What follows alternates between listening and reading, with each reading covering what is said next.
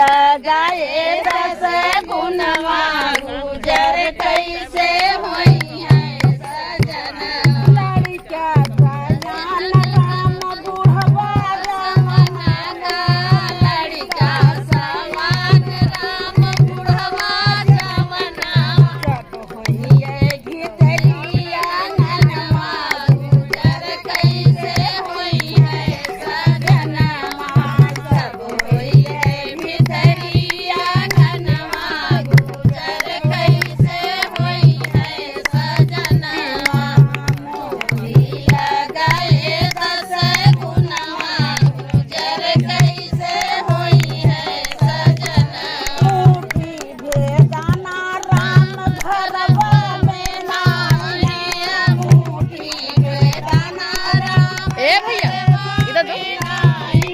चूल्हा पे जरैया दहनवा गुजर कैसे होई है सजनवा चूल्हा पे जरैया दहनवा वही रख। गुजर कैसे होई है ओके ना बाय।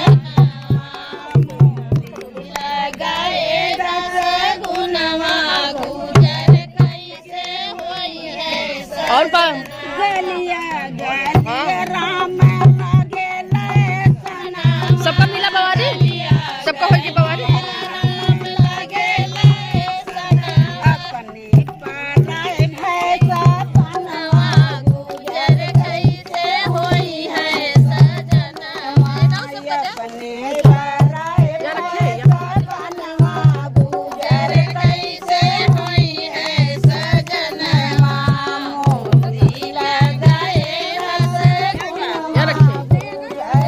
इनके साथ ले आई। तो तू अपने से ले आओ जब ले आओ बच्चे एक यहाँ